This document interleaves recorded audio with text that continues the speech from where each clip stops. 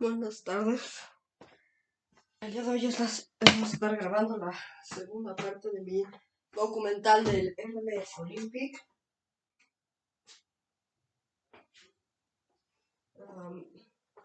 En este momento les voy a dar un pequeño resumen de lo que vimos en la primera parte del documental. Básicamente el resumen va de que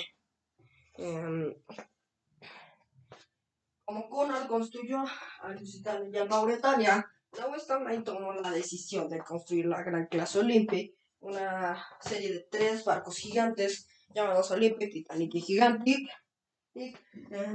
La construcción del Olympic se inició el 16 de diciembre de 1908 y la del Titanic el 31 de marzo de 1909. El 20 de octubre de 1910 fue lo que estamos viendo aquí en la pantalla, la botadura del Olympic en Belfast. Nos quedamos ayer en una animación de Titanic con Run Glory, en la que vemos la botadura de este barco, ¿no? Del Olympic. Ay. Aquí van a ver la foto de las que les hablé antes de cerrar esa primera parte.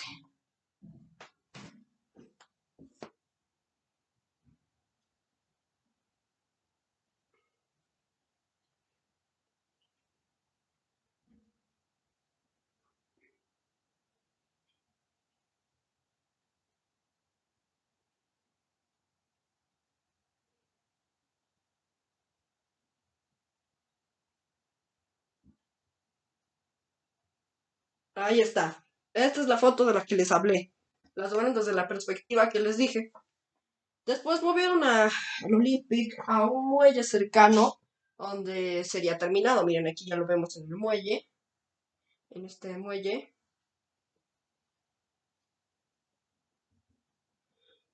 Entonces se supone que, bueno, más bien, aparte de terminarlo, fue su acondicionamiento. Aquí lo vemos cómo están metiendo las maquinarias pesadas, todo el rollo. Ahí vemos una caldera, ¿no? Que la están metiendo al barco.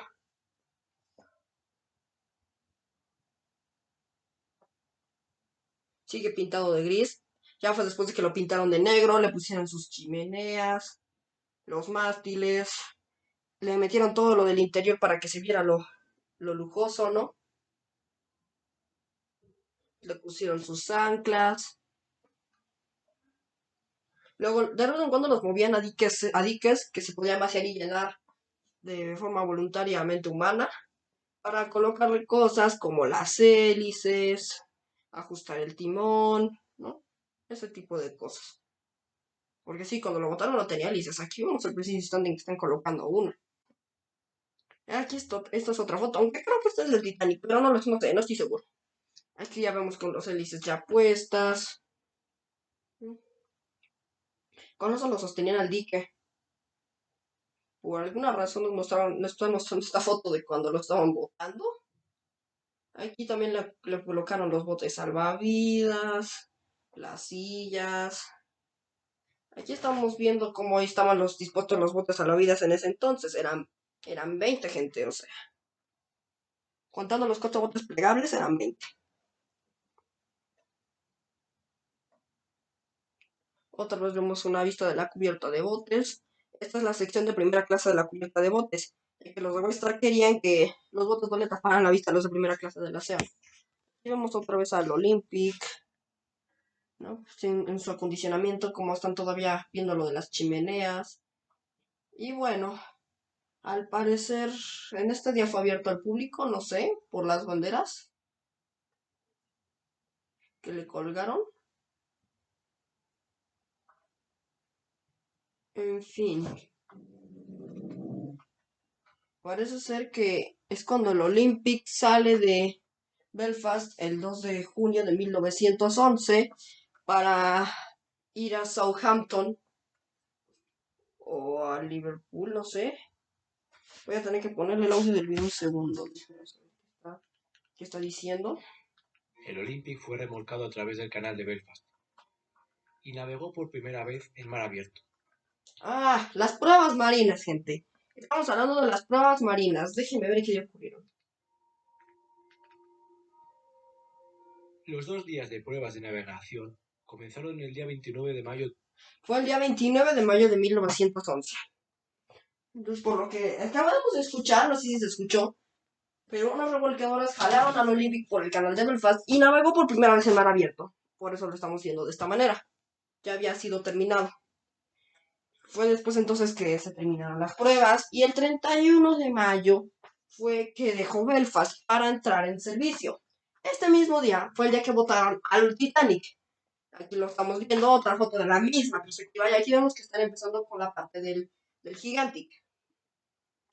Entonces fue este mismo día que el Olympic eh, fue a Liverpool para ser registrado.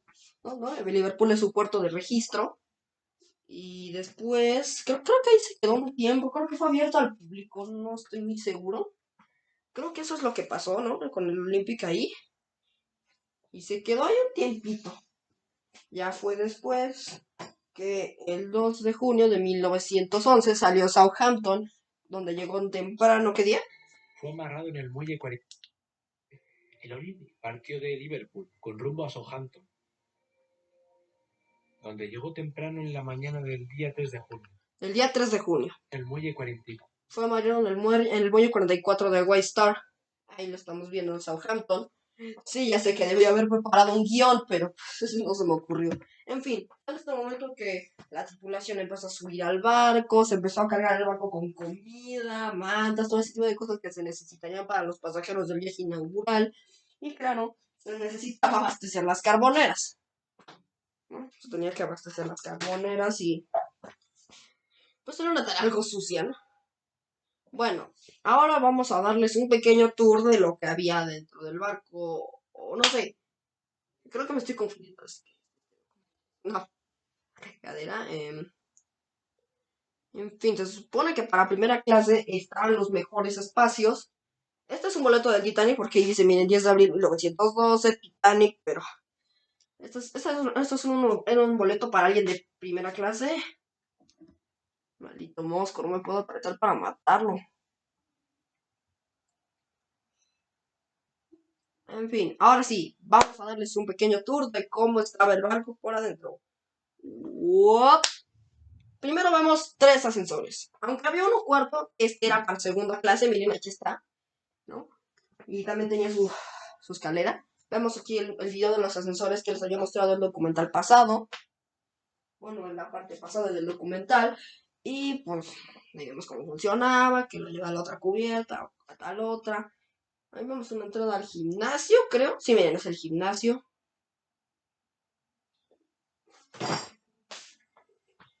Aquí vemos un video tomado del gimnasio.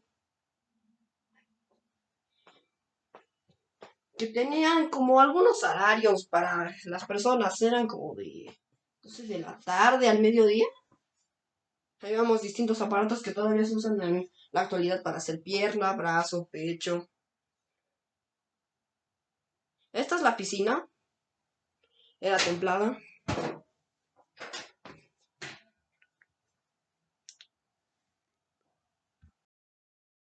Pues como decía, pues aquí vemos la piscina del barco, aquí vemos un video real de algunas personas que están ahí nadando, creo que son dos. Sí, mira, sí son dos personas ahí, se ven. Es lo malo, como no dio mucho tiempo de meter cámaras, como que se ve medio fea. Esos son los baños turcos.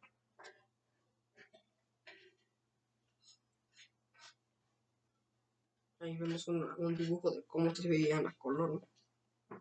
También había una cancha de un deporte que se llamaba squash, me parece. Esta parte del tenis y esas cosas, había un entrenador que ofrecía pues, enseñarlo como a 2 libras por persona, ¿no?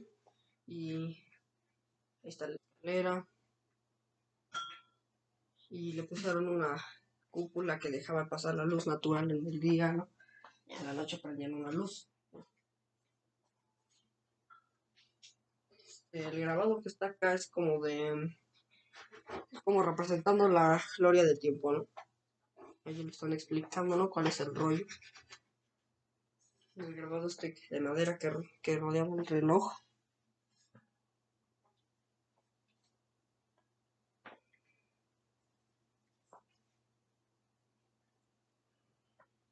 Esta escalera iba como hasta la cubierta, ¿eh? Esa es la oficina de correo.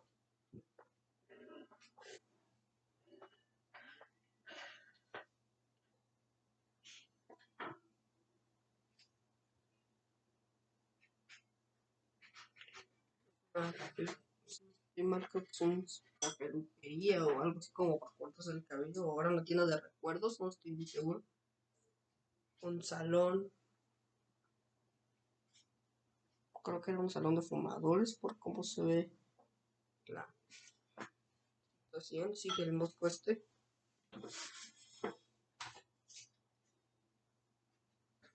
Si no es igual, creo que esa es la sala de lectura.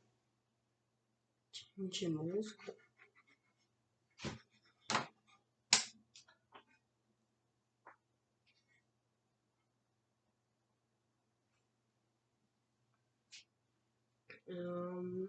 Creo que también es otro salón. Un video dentro de uno de estos salones.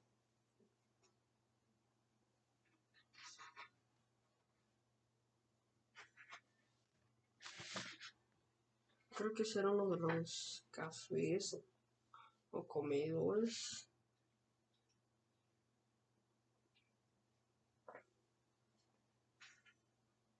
Ese era el salón comedor.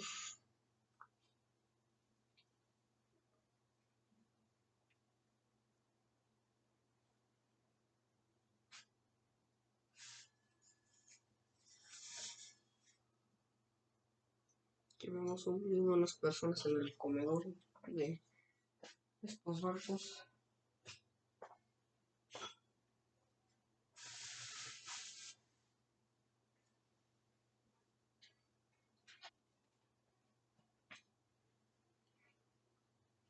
Creo que este es otro comedor, no sé si de segunda o todavía es de primera.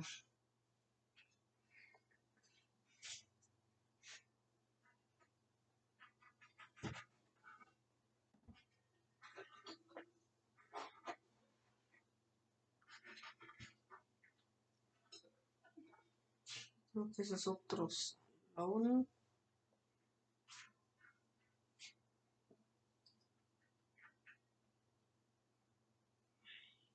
Hay que ponerlo en segundo, no sé que está. El alojamiento en primera clase estaba claramente a la altura de la Wake Star. Ah, ya. Aquí está hablando básicamente de que la primera clase era mucho mejor que la de otros barcos, ¿no? Íbamos un camarote de los que están ahí. Desde primera clase. Tenían hasta un baño privado, creo que suena raro pues tener baño privado en ese entonces era un lugar así como de órale, ¿no?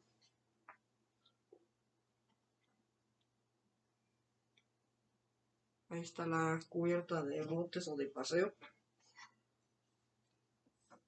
Se supone que lo que era la parte de hasta popa era el paseo de segunda clase y entonces los botes les tapaban la vista. La de primera clase era la parte central, como les había comentado, para que no les taparan el rollo. La siguiente cubierta era la cubierta A o de paseo.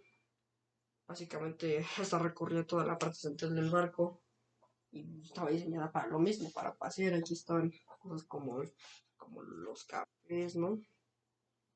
Si no estoy mal, eso puede ser como la gran escalera de popa. Esa creo que es el comedor de segunda clase. Otro salón de segunda. A ver que eso ya no se ve tan lujoso, seamos honestos, ¿no?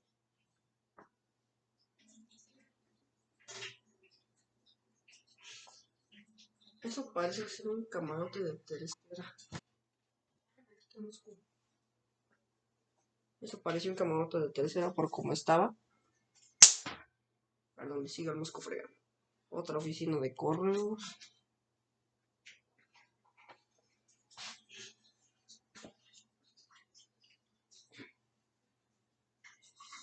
Estamos yendo, creo que el paseo de segunda. Tipo casi se cae.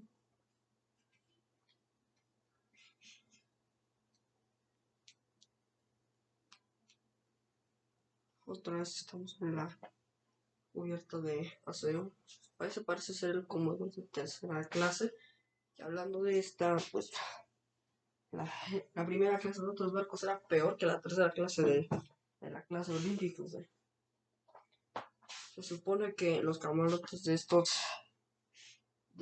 pasajeros eran nada más un salón común donde dormía mucha gente de manera incómoda y como que eso no ayudaba, ¿no? Ahorita les explico cómo eran los camarotes. En fin, el rollo es que lo que nos acababan de mostrar es la área de paseo de tercera clase, que era la cubierta de UPA, ¿no? La que está hasta atrás. Y los camarotes, el chiste era como de 2 literas, que eran como 4 camas, albergaban 4 personas y tienen un lavabo ahí. Ya los baños estaban en otro lado, ¿no? Pero acaba el turno. Entonces se sigue acondicionando el barco, comienza a llegar la tripulación y todo ese rollo, ¿no? Ya estaban hablando de los operadores de radio que viajaban como pasajeros de segunda. Aquí recién apenas estaban en sus inicios estos 3 barcos estaban equipados con el radio de la telegrafía Marconi. Aquí nos están presentando los miembros de la tripulación del Olympic. Ahí está el primer oficial, que era William Murdoch, y obviamente al centro se ve su primer capitán, que fue Edward John Smith. A todos los que les estoy mencionando murieron un año después, ¿no? Por el hundimiento del Titanic. Allí vemos un video del capitán Smith que en realidad fue tomado dentro del Titanic, pero pues aquí lo puso, ¿no? De hecho, este video está de la colección de videos originales del Titanic. Y la verdad, el video no tiene mucho chiste, nada más es el capitán Smith asomándose en el puente. Quién sabe qué busca, pero se está asomando.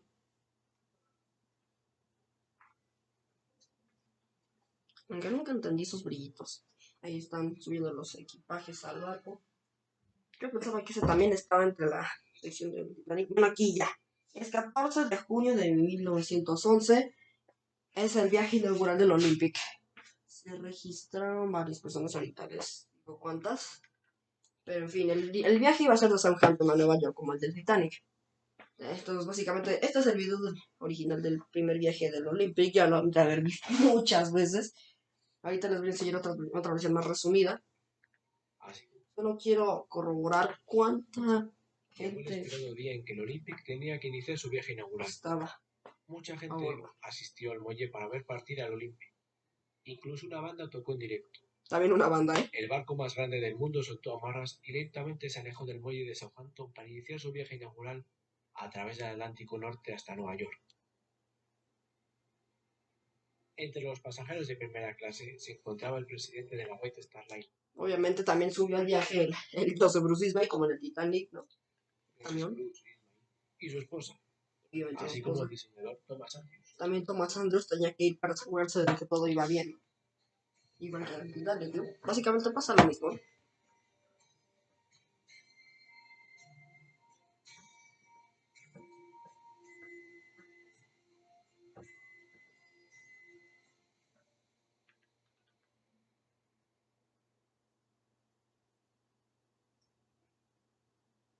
Después de hacer parada en Cherbourg, Francia.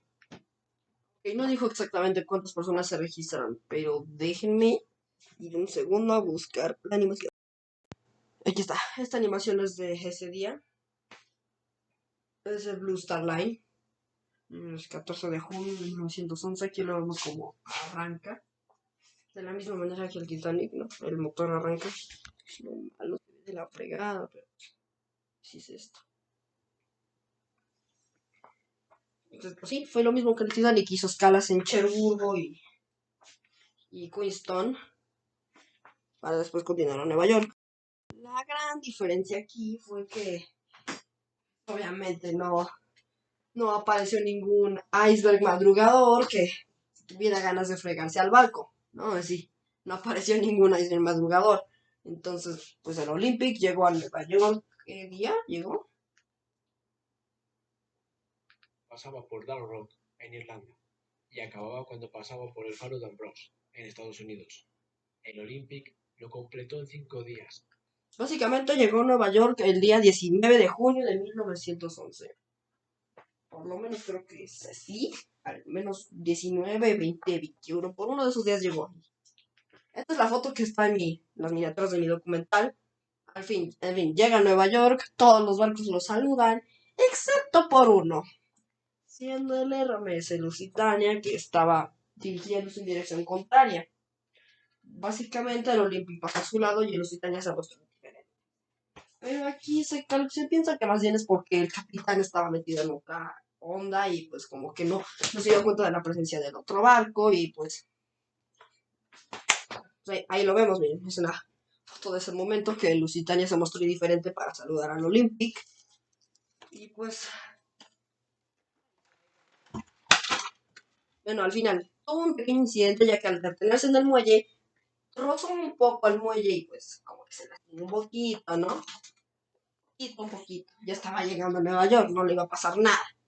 En fin, todos los pasajeros desembarcaron y el Olympic se metió a otro lado para que le arreglaran esa parte, ¿no?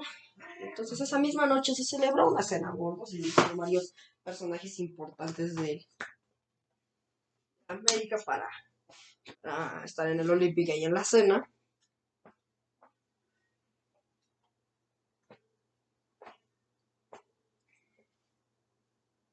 Aquí vemos, aquí están subiendo algo, unas cajas al barco. Ahí vemos el puente del Olympic. Y al fin, tuvo que concluir su viaje inaugural de dirección contraria. ¿Qué día empezó? El viaje inaugural hacia el este, es decir, de vuelta al Reino Unido, comenzó el día 28 de junio. El 28 de junio salió de Nueva York para ir a Southampton. Ahora escuchamos la cantidad de pasajeros. Es decir, de vuelta al Reino Unido, comenzó el día 28 de junio, transportando a más pasajeros que el anterior viaje. 731 en primera clase, 495 en segunda y 1075 en tercera. Ok, se escuchó la cantidad, ¿no? Eran como 701 en primera, 500 y algo en segunda y 1060 y algo en tercera. A ver, otras. Transportando a más pasajeros. Claramente eso no lo dice mientras hemos olvidado de una señora que se está mareando. En la clase, 495. 495 en segunda Y 1075 en tercera. Y 1075 en tercera. Solo quiero escuchar los de primera. 731. Y entonces así regresó a Southampton con esta cantidad de pasajeros. Con todo y su dañecito más o menos arreglado. No estaba tan arreglado. O sea, estaba como al 50%, podemos decir, ¿no? Aunque me sorprende que los pasajeros no dijeran nada. Si es que eso pasó. ¿Qué ocurrió? No me di cuenta. El día 5 de julio. Llegó a Southampton el 5 de julio. Así es. 5 de julio de 1911 llegó. Una velocidad promedio de 22,5. Y alcanzó una velocidad promedio de 22.5 knots. Usando todas sus 28 calderas. Como dijo, usando todas sus calderas. Se estimó que la White Star obtuvo unas ganancias de 15.000 libras. Y la White Star Line obtuvo como unas ganancias de 15.000 libras. Después de haber completado. Ok, el Olympic completó 4 viajes de ida y vuelta. Entonces, el 20 de septiembre de 1911 salió de nuevo de Southampton, de nuevo hacia Nueva York. Aquí no voy a estar tan específico con la cantidad de pasajeros porque ocurrió un pequeño incidente. Mientras iba por la ría del Solent, saliendo de Southampton y dirigiéndose a Cherburgo, el buque de guerra HMS Hawke iba en su curso paralelo, pero hacia la dirección contraria. En fin, el Hawke iba pasando muy cerca del Olympic, seamos francos. Estaba muy cerca. Entonces, la propela del gran transatlántico comenzó a jalar al pequeño buque de guerra de forma literal, haciendo que éste lo embistiera detrás de la cuarta chimenea. El Hawke perdió la proa y pues el Olympic solamente tuvo un pequeño agujero, pero 2 de sus compartimentos se inundaron. Gracias a que el capitán Smith pudo maniobrar correctamente, el Olympic no se hundió, relájense. Pero aquí vemos fotos reales del agujero. Y al final Ambos barcos tuvieron que regresar por su cuenta a Southampton, se desembarcaron los pasajeros y después el Olympic tuvo que quedarse ahí un tiempecillo en Southampton. Aquí vemos una foto de cómo quedó el Hawk todo destrozado de la proa, realmente la perdió. Y pues bueno, al final en las investigaciones terminaron culpando al Olympic. Pero pues el Olympic no fue exactamente el problema, más bien fue la física. Porque eso sí, físicamente es posible que pase. Entonces tuvieron que parchar el agujero con madera para poder llevar al Olympic a los astilleros de Harland and Wolff para que lo pudieran reparar. Entonces se dirigió a Belfast. Y algo que es curioso, el Titanic todavía estaba en construcción. Así que pues los hombres que estaban ahí pues fueron transferidos. Bueno, los hombres que estaban en el Titanic fueron transferidos al Olympic y se terminó retrasando todo el arduende, ¿no? La Waystar Line tuvo que pagar la reparación de ambos barcos. O sea, le salió un ojo de la cara. Por esa misma razón de que culparon al Olympic de que él estaba demasiado cerca y el Hawk no fue el arduende, ¿no? Aunque bueno, esa imagen más bien de aquí dice Titanic, pero bueno, ya da igual. O sea, literalmente los dos barcos eran iguales. Además, como te digo, el Titanic seguía en construcción. Entonces, en vista de que los trabajadores del Titanic fueron transferidos al Olympic, la entrega del Titanic para su viaje inaugural fue retrasada. Y eso fue uno de los factores que causaron lo que pasó la noche del 14 de abril. Pero ahorita hablamos de eso. El Olympic finalmente regresó al servicio, transportando a John Jacob Astor y a su esposa Madeleine. Y pues ya sabemos que ellos fueron pasajeros en el Titanic, siendo la pareja más rica del Titanic, ¿no? También fueron ahí en el viaje. Entonces, en pocas palabras, déjeme corroborar qué está pasando. Joven esposa, Madeleine. Más tarde serían programados para visitar en el pospuesto viaje inaugural de Titanic, de vuelta a los Estados Unidos. Ok, aquí están diciendo que ellos decidieron ir en el viaje del Titanic, que todos se quedaron en Inglaterra y decidieron regresar a Estados Unidos para cuando el Titanic hiciera su viaje inaugural. Aunque eso le costó la vida al marido, pero luego hablamos de eso. Febrero de 1912, el Olympic perdió una pala. Ok, el 29 de febrero de 1912, el Olympic perdió la pala de una hélice mientras regresaba de Southampton. Nadie sabe cómo pasó, al parecer no hay una explicación de qué pasó. Lo que yo creo es que el barco chocó con una roca, o sea, bueno, más bien, no, el barco no chocó con una roca. Mientras llegaba, supongo que se acercaron demasiado, la hélice golpeó la roca y pues, por estar por la fuerza, pues la arrancó la pala, ¿no?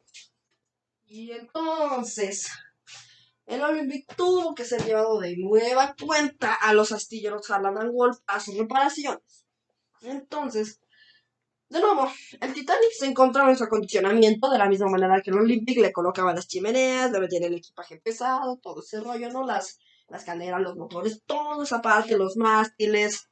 Aquí vemos cómo se veía todavía muy sucio de que no estaba terminado, no como el Olympic que se ve allá atrás en el fondo, ¿no?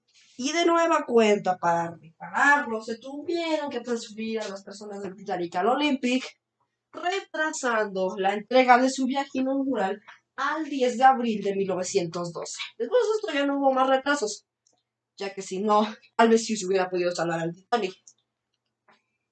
Aquí vemos que ya estaban listas sus chimeneas, el Olympic seguía en reparación, ¿no? Y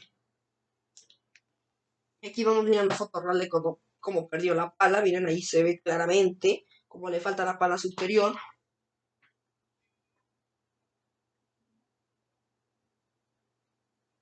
Y pues gracias a que esto se retrasó, pues ya les dije lo que ocurrió, ¿no?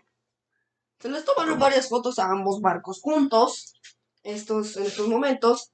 Y lo que más da coraje es que esta fue la última ocasión en la que los dos barcos hermanos estarían juntos.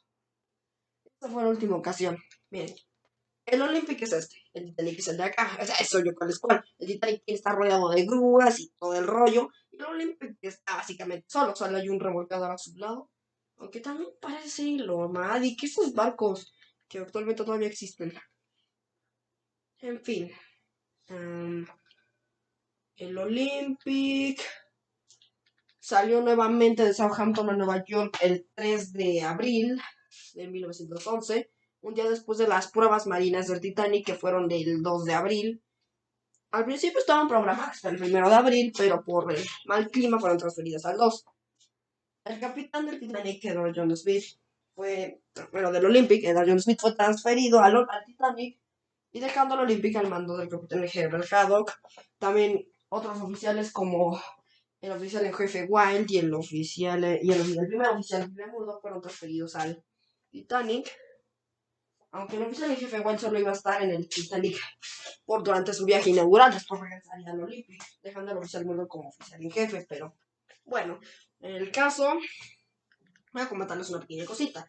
Gracias a lo del oficial en jefe Wild se recurrieron los puestos de algunos oficiales. Por ejemplo, el primer oficial, Murdoch, iba a ser el oficial en jefe, pero pues lo recorrieron al primer oficial. Y entonces el que iba a ser el primer oficial era Charles Maricona, y lo recorrieron al segundo oficial.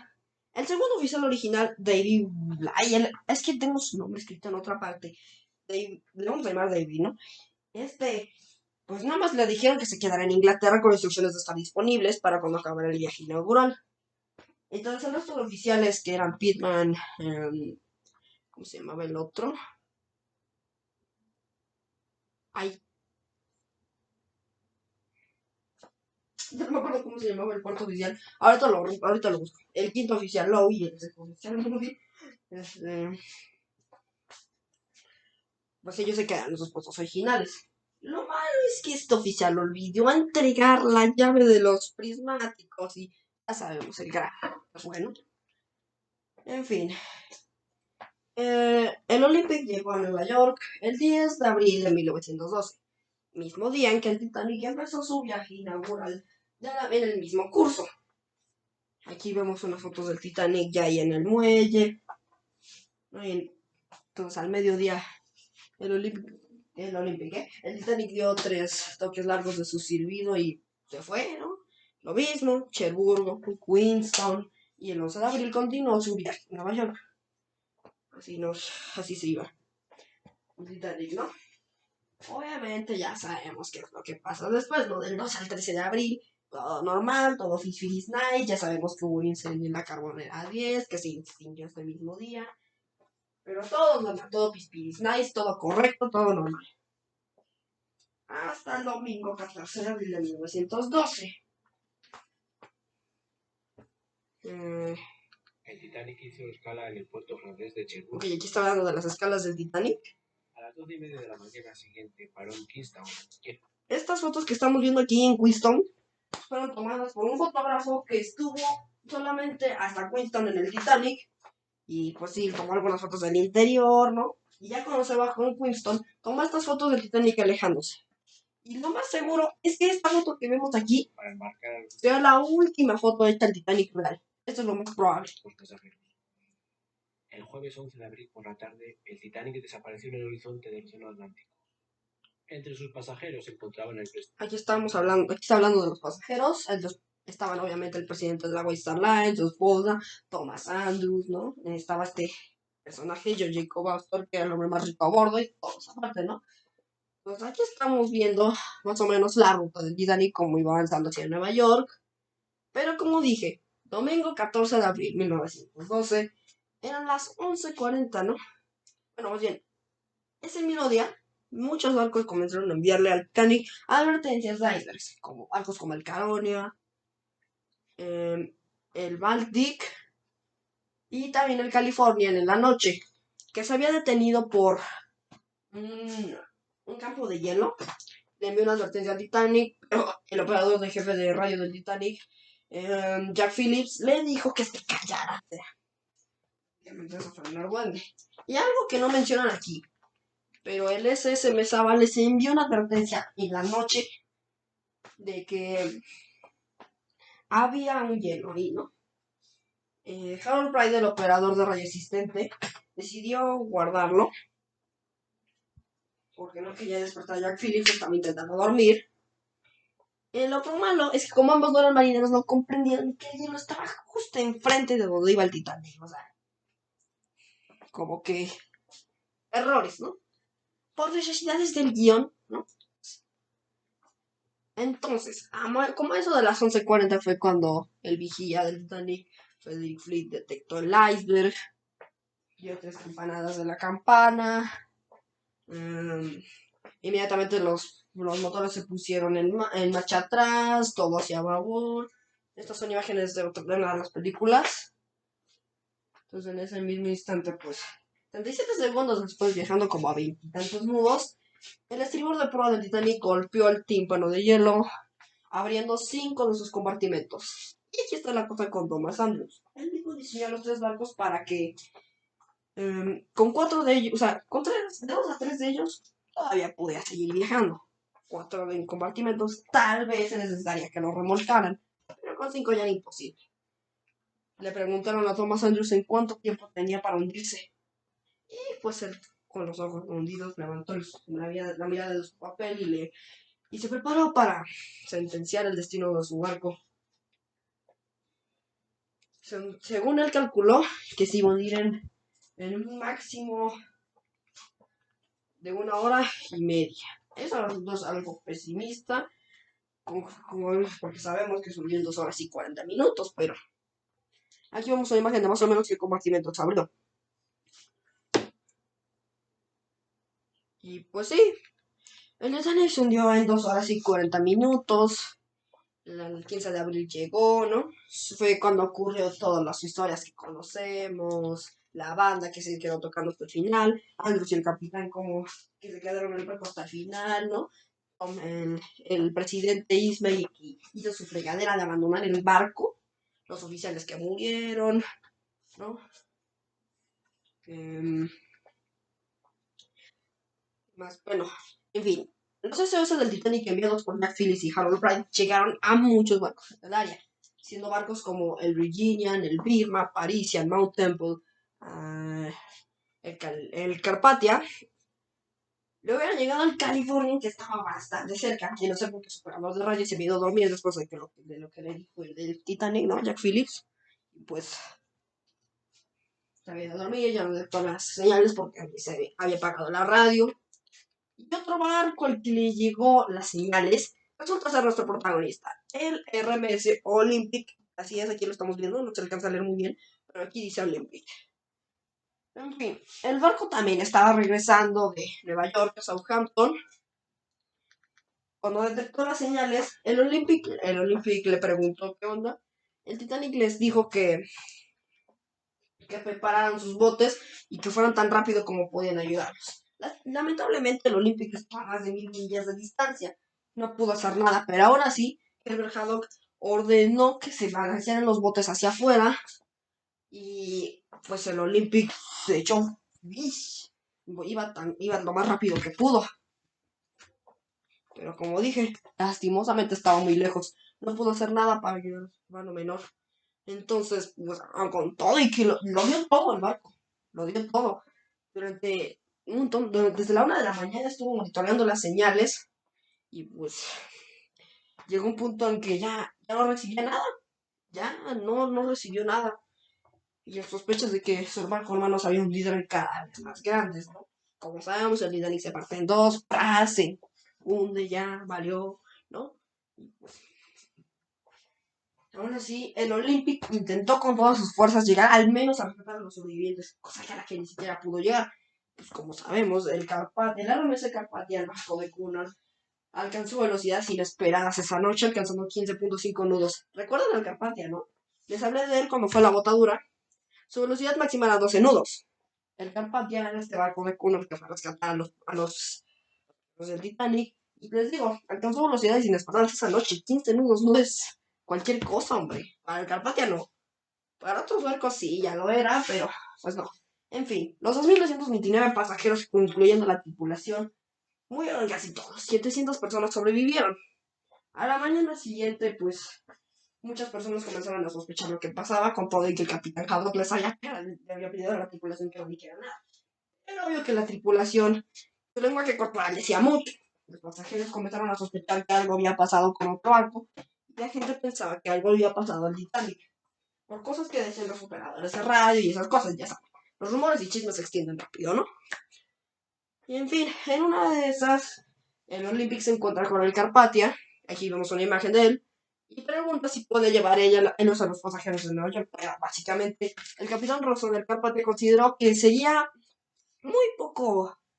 No sería muy buena idea que los pasajeros del Titanic vieran otro barco exactamente igual a él, porque acababan de venir de uno que se había hundido. Básicamente, miren. O sea, esta es una imagen del Capitán Rostron, de Carpathia. Bien, aquí está uno, y aquí está el otro, o sea, son iguales. Entonces, al final, el Carpathia terminó llevando a los sobrevivientes a Nueva York y el Olympic continuó su viaje. Entonces, el Carpathia llegó con los sobrevivientes el 18 de abril y autorizó ya las investigaciones. El Olympic llega a Southampton, ¿no? Y ya es cuando el mundo se empieza a enterar de la tragedia, ¿no? Se hizo ambas investigaciones, británica y estadounidense. Aunque la estadounidense fue una fregadera, pero luego hablaremos de ella si llego a hacer un documental del Titanic. El Olympic tuvo que recuperar los botes salvavidas de su hermano hundido. Fue entonces que la ley de legislación de botes tuvo que cambiar, ya que antes, o sea, eran muy pocos botes salvavidas.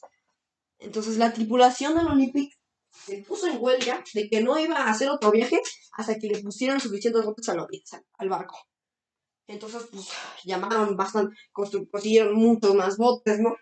Obviamente también para el resto de líneas fue lo mismo. Nadie quería navegar en un barco que no tuviera suficientes botes salvavidas para todos los que fueran a bordo, ¿no? Y en ese momento la Western Line estaba de la fregada porque era sus barcos inundibles. Se había hundido uno, o sea, ya la gente, ya nadie quería llegar en el Olympic. Con todo y que le habían cargado bastante cantidad de botes salvavidas, la tripulación consideró que eso no era suficiente. Aunque se hicieron ejercicios de botes ahí mismo, ahí adentro, ahí en Southampton, al final, pues, como los de la tripulación y fogoneros seguían del fregón, pues decidieron cancelar el viaje y regresar a Southampton para después llevar al Olympic de nuevo a los astilleros para realizarle mejoras especiales. Como por ejemplo, le cubrieron con doble fondo todo el barco, le añadieron la triple cantidad de botes salvavidas. Y otra cosita, si no estoy mal, elevaron los compartimentos estancos hasta la cubierta B. En el Titanic estaban hasta la cubierta, por lo menos llegaban hasta la C, si no estoy mal. Y, o a la D, no estoy muy seguro, pero, en fin, otra revolución fue que le cambiaron el nombre al tercer barco. Bueno, si recuerdan, al tercer barco él era el Gigantic. Y lo nombraron a Britannic, ya que pensaron que quizás habían tentado al destino con las palabras que era inundible. Entonces le cambiaron el nombre. Y por ahora aquí termina la segunda parte.